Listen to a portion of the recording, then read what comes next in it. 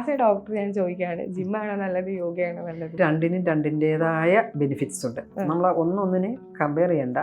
നമുക്ക് ജിമ്മിൽ പോകാൻ സൗകര്യമുള്ളവർക്ക് അങ്ങനെ പോവാം. ഇപ്പം യോഗ പ്രാക്ടീസ് ചെയ്യാനായിട്ട് താല്പര്യമുള്ളവർക്ക് നമുക്ക് അങ്ങനെയും ചെയ്യാം. ഇപ്പോൾ പുരുഷന്മാർക്ക് ഈ പ്രമേഹ രോഗം ഉണ്ടായി കഴിഞ്ഞാൽ ലൈംഗികപരമായി അവർക്ക് ഈ എന്തെങ്കിലും വിരക്തി അല്ലെങ്കിൽ താല്പര്യക്കുറവ് അത്തരത്തിലുള്ള കാര്യങ്ങൾ ഉണ്ടാവുമോ? എല്ലാവരിലും ഇല്ല, കുറച്ച് പേരിലെങ്കിലും കാണാറുണ്ട്. അതായത് നാഡികളെയും ധമനികളെയും ഒക്കെ ബാധിക്കുമ്പോൾ ലൈംഗിക ശേഷിക്കുറവുണ്ടാവാം. ഈ സ്ത്രീകളിലാണോ ഡോക്ടറെ, പുരുഷന്മാരിലാണോ ഈ പ്രമേഹം കൂടുതലായിട്ട് കണ്ടുവരുന്നത്? നമ്മുടെ ഇന്ത്യയിൽ പുരുഷന്മാരിലാണ് പ്രമേഹം കൂടുതലായി കണ്ടുവരുന്നത്. ഹോങ്കോങ്, ലത്വ തുടങ്ങിയ സ്ഥലങ്ങൾ, അതുപോലെ റഷ്യ, അസർബൈജാൻ, ഈ സ്ഥലങ്ങളിലൊക്കെ സ്ത്രീകളിലാണ് പുരുഷന്മാരെക്കാൾ കൂടുതൽ പ്രമേഹം കണ്ടുവരുന്നത്. ഗർഭിണിയായ സ്ത്രീക്ക് പ്രമേഹം ഉണ്ടെന്ന് വിചാരിക്കുക. അപ്പോൾ ഈ ജനിച്ച ഉടനെ ഈ കുട്ടിക്കും പ്രമേഹം ഉണ്ടാവാനുള്ള സാധ്യത, ചാൻസസ് ഉണ്ടോ? പ്രമേഹമുള്ള ഒരു സ്ത്രീക്ക് ഉണ്ടാകുന്ന കുട്ടിക്ക് പ്രമേഹം ഉണ്ടാകാനുള്ള സാധ്യതയുണ്ട്. പക്ഷേ ജനിച്ച ഉടനെ തന്നെ ഉണ്ടാകുന്ന യാതൊരുവിധ സാധ്യതയില്ല. ഈ അമിതവണ്ണവും ഈ പ്രമേഹവുമായിട്ട് എന്തെങ്കിലും ബന്ധമുണ്ടോ? ഇന്റർ കണക്റ്റഡ് ആണ് രണ്ടും? വണ്ണമുള്ളവരിൽ എല്ലാവരിലും പ്രമേഹം ഉണ്ടാകാൻ നിർബന്ധമില്ല. നമുക്കൊരു റിസ്ക് ഫാക്ടർ ഉണ്ടെങ്കിൽ, നമുക്ക് ശരീരഭാരം കൂടിക്കഴിഞ്ഞാൽ അത് പ്രമേഹത്തിന് കാരണമാകും.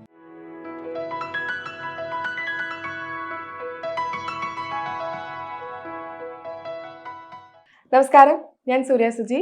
ജീവിതശൈലി രോഗങ്ങളെക്കുറിച്ചും പ്രധാനമായി പ്രമേഹത്തെക്കുറിച്ചും നമ്മളോട് സംസാരിക്കാൻ ഇന്ന് കൂടിയുള്ളത് തൃപ്പൂണിത്തുറ ആയുർവേദ കോളേജിലെ റിട്ടയർഡ് പ്രൊഫസർ ഡോക്ടർ കെ രമണിയാണ്. നമസ്കാരം മാം. നമസ്കാരം. ജീവിതശൈലി രോഗങ്ങൾ നമ്മളിപ്പോൾ ഒരുപാട് കേൾക്കുന്നുണ്ട്. എന്താണ് ജീവിതശൈലി രോഗങ്ങൾ? ഏതൊക്കെയാണ് ജീവിതശൈലി രോഗങ്ങൾ? നമുക്ക് ജീവിതശൈലി രോഗങ്ങളെ എങ്ങനെ തിരിച്ചറിയാൻ പറ്റും? അനാരോഗ്യകരമായ ജീവിതശൈലി ശീലമാക്കുന്നതിലൂടെ ഉണ്ടാകാവുന്ന രോഗങ്ങളെയാണ് നമ്മൾ ജീവിതശൈലിജന്യ രോഗമെന്ന് സാധാരണയായി പറയുന്നത്. അത് സാധാരണയായി നമ്മൾ അമിതമായിട്ട് ഉപയോഗിക്കുന്ന പ്രോസസ്ഡ് ഫുഡ്, വ്യായാമമില്ലായ്മ, ഈ അന്തരീക്ഷത്തിലുണ്ടാകുന്ന പൊല്യൂഷൻ, അതുപോലെ തന്നെ സ്ട്രെസ്സ്, പിന്നെ കുട്ടികളിലുണ്ടാകുന്ന അലസത, ഇപ്പോൾ TV, മൊബൈൽ, ഇതിൻ്റെയൊക്കെ അമിതമായ ഉപയോഗം കൊണ്ട് അവരിലുണ്ടാകുന്ന ഒരു സെഡൻറ്ററി ലൈഫ് സ്റ്റൈൽ തന്നെ എന്ന് വേണമെങ്കിൽ പറയാം. അതുപോലെ ഇപ്പോൾ നമ്മൾ കാണുന്ന ഈ കൗമാരപ്രായക്കാരിൽ ഉണ്ടാകുന്ന ഇത് ആൽക്കഹോളിൻ്റെയും അതുപോലെ ഡ്രഗ്സിൻ്റെയും അധികമായിട്ടുള്ള ഉപയോഗം, ഇതൊക്കെ ജീവിതശൈലിജന്യ രോഗത്തിന് കാരണമാണ്. ഇപ്പോൾ ഉദാഹരണമായി പറഞ്ഞാൽ പ്രമേഹം, അതുപോലെ കാർഡിയോവാസ്കുലർ ഡിസീസ്, ഹൈപ്പർ ടെൻഷൻ, അതുപോലെ സ്ഥൗല്യം അല്ലെങ്കിൽ ഒബിസിറ്റി, പെൺകുട്ടികളിൽ കാണുന്ന ഈ PCOD സിൻഡ്രം, അതുമായിട്ട് ബന്ധപ്പെട്ടുണ്ടാകുന്ന ഇൻഫെർട്ടിലിറ്റി, അതുപോലെ തന്നെ ക്യാൻസർ, മാനസികമായിട്ടുണ്ടാകുന്ന ബുദ്ധിമുട്ടുകൾ, അതേപോലെ ഈ സന്ധികളെ ആശ്രയിച്ചുണ്ടാകുന്ന സന്ധിഗത രോഗങ്ങൾ, ഇതെല്ലാം നമ്മൾ ജീവിതശൈലിജന്യ രോഗത്തിന് ഉദാഹരണമായി പറയാം. നമ്മൾ എങ്ങനെ ഈ ജീവിതശൈലി രോഗങ്ങൾ നമുക്ക് ഉണ്ടെന്ന് നമുക്ക് തന്നെ തോന്നി തുടങ്ങുന്നത് എപ്പോഴാണ്, എങ്ങനെയാണ്? സാധാരണ രീതിയിൽ നിന്ന് വ്യത്യസ്തമായിട്ട് ഇപ്പം നമ്മളിപ്പം ഏറ്റവും പ്രധാനപ്പെട്ട രോഗം എന്ന് പറയുന്നത് പ്രമേഹമാണ്.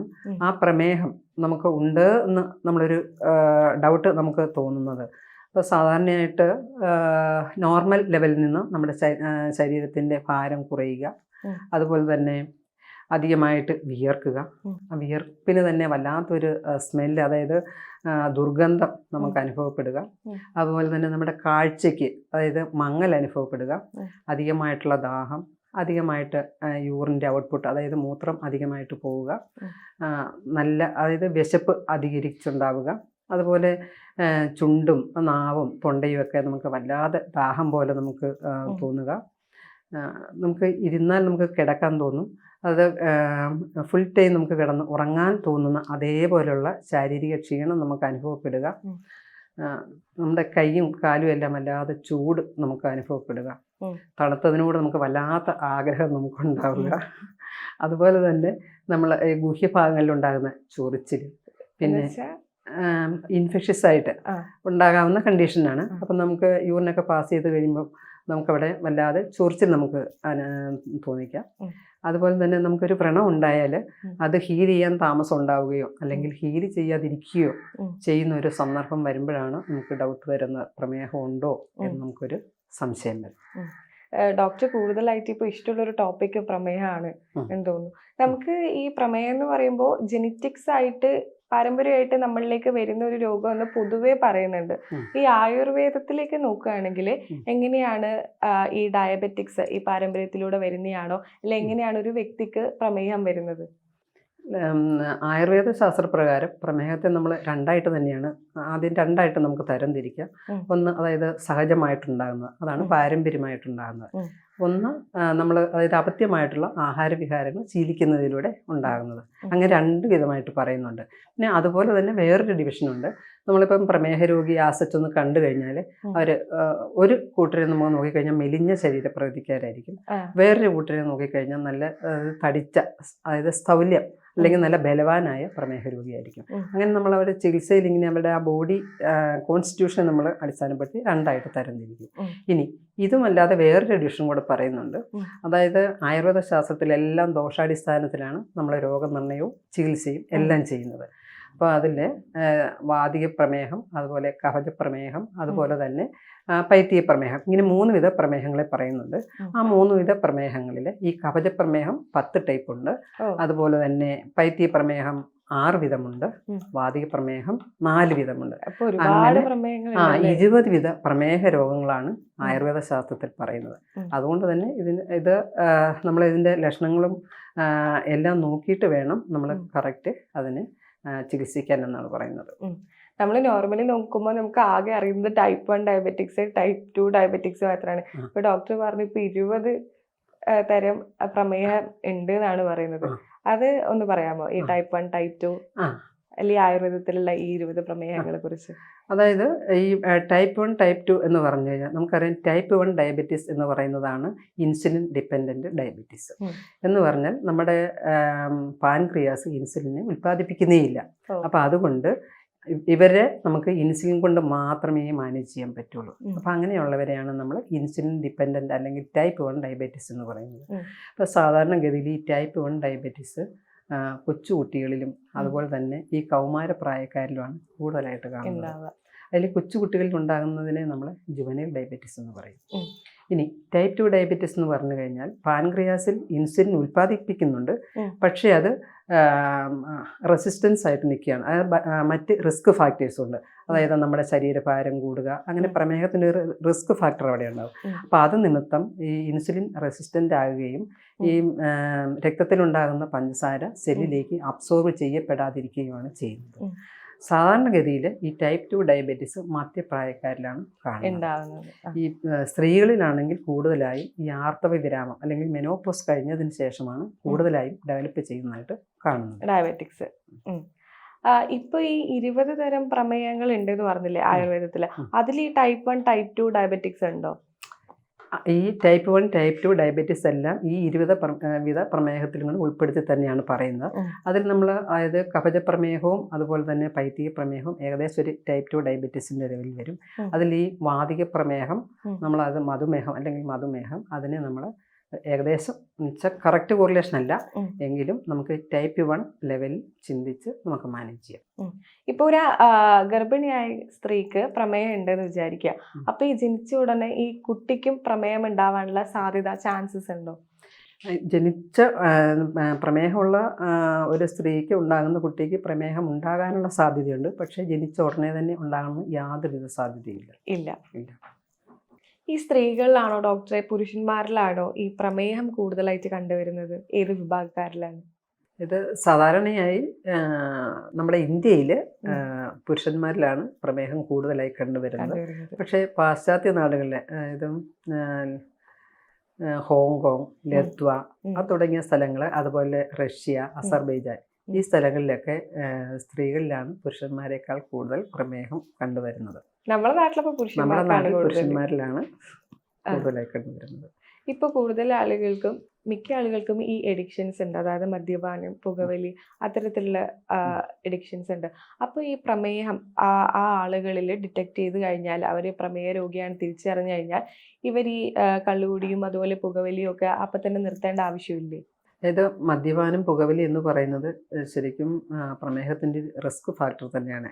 അതുകൊണ്ട് ഇത് പ്രമേഹമാണെന്ന് രോഗനിർണയം നടത്തി കഴിഞ്ഞാൽ ആ ശീലം കഴിവതും ഒഴിവാക്കുന്നത് തന്നെയാണ് നല്ലത്.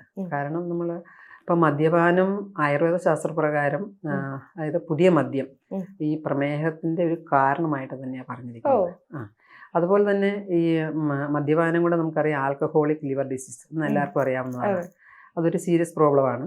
അതുപോലെ തന്നെ കുറച്ച് കഴിയുമ്പോഴത്തേക്ക് അത് കിഡ്നിയെ ബാധിക്കും. ഈ പ്രമേഹ രോഗം തുടർന്ന് നിന്ന് കഴിഞ്ഞാൽ ഉണ്ടാകാവുന്ന ഒരു രോഗത്തിലെ പ്രധാന രോഗം എന്ന് പറയുന്നത് ഡയബറ്റിക് നെഫ്രോപ്പതിയാണ്. അപ്പം ആ നെഫ്രോപ്പതിയിലേക്ക് പെട്ടെന്ന് എത്തിപ്പെടാനായിട്ട് ഈ വീണ്ടും മദ്യപാനം സഹായിക്കുന്നതാണ്. അതുകൊണ്ട് മദ്യപാനം ഒഴിവാക്കുന്നത് തന്നെയാണ് നല്ലത്. അതുപോലെ തന്നെ പുകവലിക്കുന്ന ശീലമുള്ളവർക്ക് നമുക്കറിയാം ശ്വാസകോശ രോഗങ്ങളുണ്ടാകുന്നു. അതുമായിട്ട് ബന്ധപ്പെട്ട് തന്നെ പല കാർഡിയക് ഇഷ്യൂസ്, അതായത് ഹാർട്ട് അറ്റാക്കൊക്കെ ഉണ്ടാകാനുള്ള സാധ്യത വളരെ കൂടുതലാണ്. ഇവിടെ ഈ പ്രമേഹം തുടർന്ന് നിന്ന് കഴിഞ്ഞാൽ ഏറ്റവും കൂടുതൽ മരണനിരക്ക് അനുഭവപ്പെടുന്നത് ഈ ഹാർട്ട് അറ്റാക്ക് വഴിയാണ്. അതുകൊണ്ട് തന്നെ ഈ പ്രമേഹം നമ്മൾ ഡിറ്റക്ട് ചെയ്ത് കഴിഞ്ഞാൽ ഈ പുകവലി എത്രയും പെട്ടെന്ന് ഒഴിവാക്കുന്നതാണ് നല്ലത്. അല്ലെങ്കിൽ അതിൻ്റെ കോംപ്ലിക്കേഷനിലേക്ക് വളരെ പെട്ടെന്ന് എത്തിച്ചേർന്ന് ഇതേപോലെയുള്ള ഫേറ്റലായിട്ടുള്ള അവസ്ഥയിലേക്ക് എത്തിച്ചേരും. അപ്പോൾ പുകവലിക്കുന്നവരും കള്ളുപിടിക്കുന്നവരും ഇതൊന്നും ശ്രദ്ധിക്കുക അല്ലേ? വളരെ ശ്രദ്ധിക്കേണ്ടത് അത്യാവശ്യമാണ്. അതുപോലെ തന്നെ ഈ വണ്ണം, ഈ അമിതവണ്ണവും ഈ പ്രമേഹവുമായിട്ട് എന്തെങ്കിലും ബന്ധമുണ്ടോ? ഇന്റർ കണക്റ്റഡ് ആണ് രണ്ടും? അമിതവണ്ണവും പ്രമേഹവുമായിട്ട് ബന്ധമുണ്ട്. അതായത് അമിതവണ്ണം എന്ന് പറയുമ്പോൾ നമ്മുടെ ശരീരത്തിലെ നോർമൽ ലെവലിൽ നിന്നും കൊഴുപ്പ് കൂടുതലായിട്ട് വരുന്ന അവസ്ഥയാണ്. അപ്പം നോർമൽ ലെവലിൽ നിന്ന് കൊഴുപ്പ് കൂടുതലായിട്ട് വരിക എന്ന് പറയുമ്പോഴത്തേക്ക് നമ്മുടെ ഇൻസുലിൻ്റെ പ്രവർത്തനത്തെ അത് റെസിസ്റ്റൻസ് ആക്കുകയാണ് ചെയ്യുന്നത്. അപ്പം അതുകൊണ്ടൊരു റിസ്ക് ഫാക്ടർ ഉണ്ടെങ്കിൽ, അതായത് വണ്ണമുള്ളവരിൽ എല്ലാവരിലും പ്രമേഹം ഉണ്ടാകാൻ നിർബന്ധമില്ല. നമുക്കൊരു റിസ്ക് ഫാക്ടർ ഉണ്ടെങ്കിൽ നമുക്ക് ശരീരഭാരം കൂടിക്കഴിഞ്ഞാൽ അത് പ്രമേഹത്തിന് കാരണമാകും. പ്രത്യേകിച്ച് ടൈപ്പ് 2 ഡയബറ്റീസ്.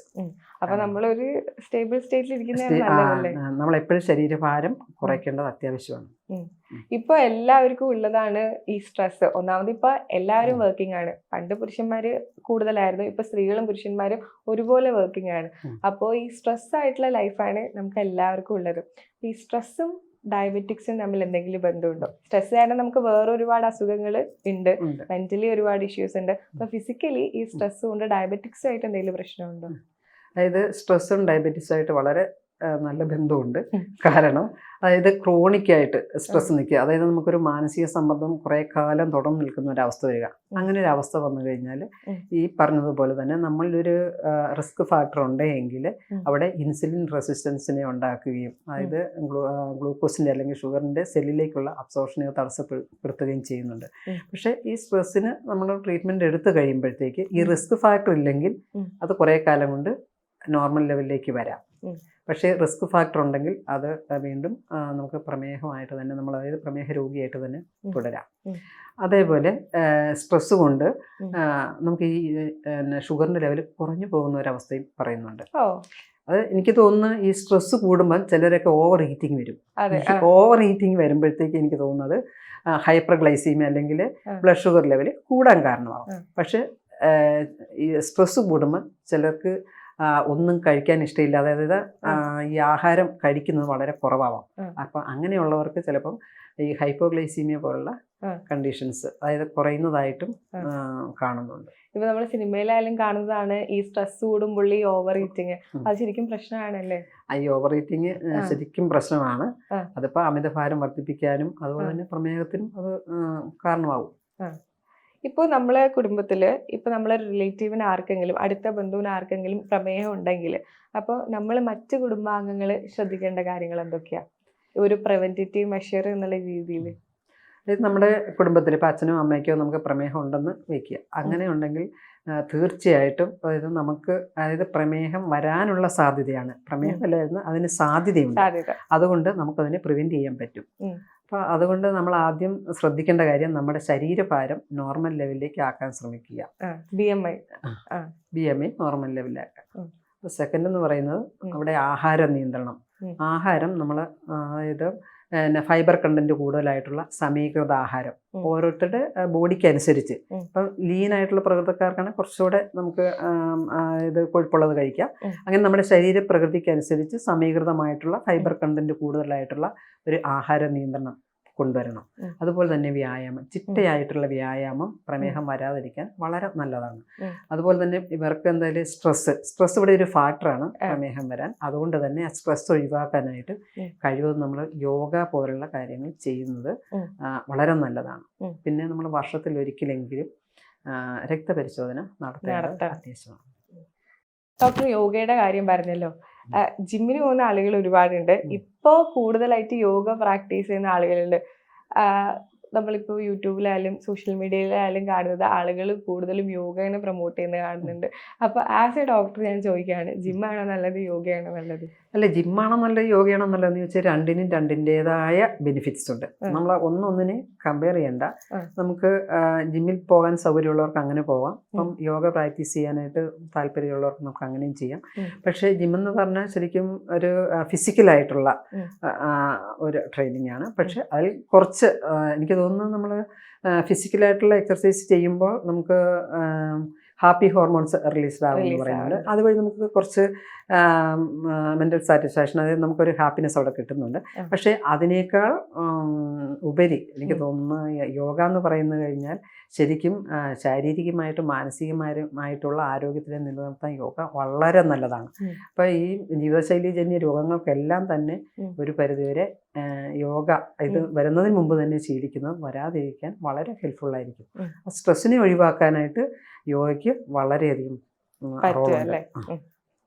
ഈ പ്രമേയ രോഗികളുടെ ശരീരത്തിലെ അവരുടെ ഈ രക്തത്തിൽ പഞ്ചസാരയുടെ അളവ് കുറഞ്ഞു പോകാന്നുള്ള ഒരു സ്റ്റേറ്റ് ഉണ്ടല്ലോ, അത് നമുക്ക് എങ്ങനെയാണ് തിരിച്ചറിയാൻ പറ്റുന്നത്? അല്ലെങ്കിൽ എന്തൊക്കെ ലക്ഷണങ്ങളാണ് കാണിക്കുമ്പോഴാണ് നമുക്ക് അറിയാൻ പറ്റുന്നത് ഈ രക്തത്തിൽ പഞ്ചസാരയുടെ അളവ് കുറവാണ് എന്നുള്ളത്? അതായത് പ്രമേഹ രോഗികളിൽ രക്തത്തിലെ പഞ്ചസാരയുടെ അളവ് 70 mg/dl കുറഞ്ഞു കഴിഞ്ഞാൽ അതിനെ നമ്മൾ ഹൈപ്പോഗ്ലൈസീമിയ എന്ന് പറയും. ആ ഹൈപ്പോഗ്ലൈസീമിയ വന്നു കഴിഞ്ഞാൽ നമുക്ക് ശരീരത്തിനൊരു വിറവൽ പോലെ തോന്നാം. അതുപോലെ തന്നെ കണ്ടമാനം വിയർപ്പുണ്ടാവാം.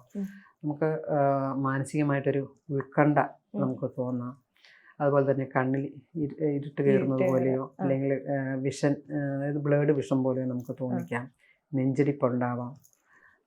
ചുണ്ടിന് തരിപ്പ് പോലെ നമുക്ക് വേണമെങ്കിൽ തോന്നാം. അതുപോലെ തന്നെ അത് കുറച്ചുകൂടെ അങ്ങ് കൂടുതലായി കഴിഞ്ഞാൽ തലകറക്കം ഉണ്ടാവാം. അതുപോലെ തന്നെ നമുക്ക് ബോധക്ഷയം വരാം. പിന്നെ എപ്പിലെപ്സി പോലുള്ള ഒരു ലെവലിലേക്ക് വരെ ഇതെത്താം. എപ്പിലെപ്സി എന്ന് വെച്ചാൽ അപസ്മാരം. ഈ നമ്മുടെ നോർമലി പ്രമേയ രോഗികളുടെ ശരീരത്തിൽ അവരുടെ ഈ രക്തത്തിൽ പഞ്ചസാരയുടെ അളവ് കൂടുന്നതാണോ കുറയുന്നതാണോ കുറച്ചുകൂടി അപകടകരം ഏതാണ്? ഇപ്പൊ നമ്മൾ കുറയുന്നതിനെ കുറിച്ച് സംസാരിച്ചു. ഇത് രക്തത്തിലെ പഞ്ചസാരയുടെ അളവ് കൂടുന്നതും കുറയുന്നതും അപകടമാണ്. പക്ഷേ കുറയുന്നത് ഒന്നുകൂടെ അപകടകരമാണ്, അതായത് ഫേറ്റലാണ്. എന്താണത് അങ്ങനെ? അതായത് രക്തത്തിലെ പഞ്ചസാരയുടെ അളവ് കുറഞ്ഞു കഴിഞ്ഞാൽ ബോധക്ഷയം പോലെ വന്നത് സഡൻ എമർജൻസി മാനേജ്മെന്റ് വേണ്ട കണ്ടീഷനാണ്. നമുക്ക് ഡേഞ്ചറസ് കണ്ടീഷനാണത്. നമ്മളെല്ലാവരും ഇപ്പൊ ചെയ്യുന്നതാണ് ഫാസ്റ്റിംഗ്. വണ്ണം കുറക്കാനായാലും അല്ലെങ്കിൽ ഒന്ന് ബോഡി ക്ലീൻ ചെയ്യാനായാലും നമ്മൾ ചെയ്യുന്നതാണ് ഫാസ്റ്റിംഗ് എന്ന് പറയുന്നത്. പ്രത്യേകിച്ച് ഒരു മതവിഭാഗക്കാര് അവർക്ക് ഉണ്ടല്ലോ ഫാസ്റ്റിംഗ് എന്ന് പറയുന്നത്, അവർക്ക് കൃത്യമായി ചെയ്യേണ്ട ഒരു കാര്യമാണ്. പക്ഷെ നമ്മളിപ്പോൾ ഇന്റർമീഡിയറ്റ് ഫാസ്റ്റിംഗ് എന്നൊക്കെ പറഞ്ഞിട്ട് ചെയ്യുന്നുണ്ട്, പെട്ടെന്ന് ബോഡി വെയിറ്റ് ഒന്ന് കുറയാനൊക്കെ.